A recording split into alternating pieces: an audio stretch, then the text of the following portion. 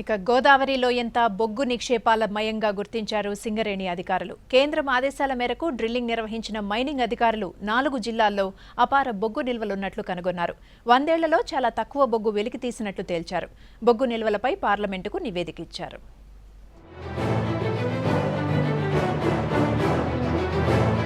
గోదావరి పరివాహక ప్రాంతంలో అపార బొగ్గు నిల్వలున్నట్టు బయటపడింది. మరో 100 ఏళ్లు బొగ్గు తవ్వకాలకు ఇబ్బంది లేదని తెలిసిపోయింది. కేంద్రం ఆదేశాల మేరకు సింగరేణి కార్పొరేట్ ప్రాజెక్టు మైనింగ్ అధికారులు బొగ్గు నిల్వలపై డ్రిల్లింగ్ నిర్వహించారు.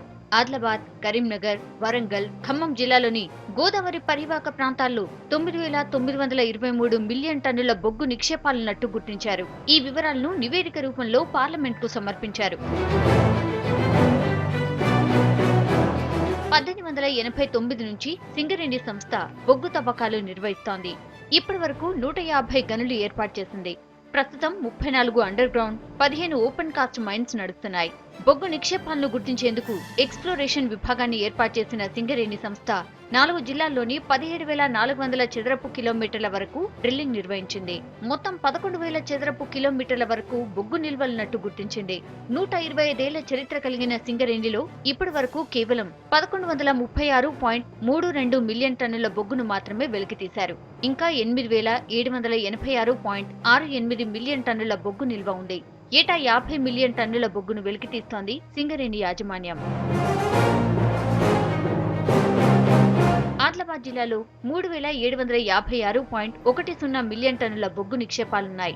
వీటిలో 300 అడుగుల లోతులో 2,110.09 మిలియన్ టన్నుల బొగ్గు ఉన్నట్టు గుర్తించారు. కరీంనగర్ జిల్లాలో 2,014.19 మిలియన్ టన్నుల బొగ్గు దాగి ఉంది.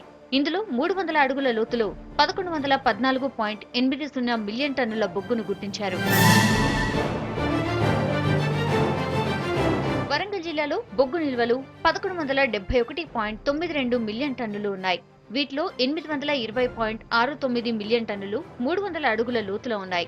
ఖమ్మం జిల్లాలో 2,954.10 మిలియన్ టన్నుల బొగ్గు నిల్వలుండగా 2,283 మిలియన్ టన్నులు 300 అడుగుల లోతులో, 670.31 మిలియన్ టన్నులు 300 నుంచి 600 అడుగుల లోతులో ఉంది. మొత్తంగా మరికొన్నేళ్ల పాటు బొగ్గు తవ్వకాలకు ఇబ్బంది ఉండదని భావిస్తోంది సింగరేణి యాజమాన్యం.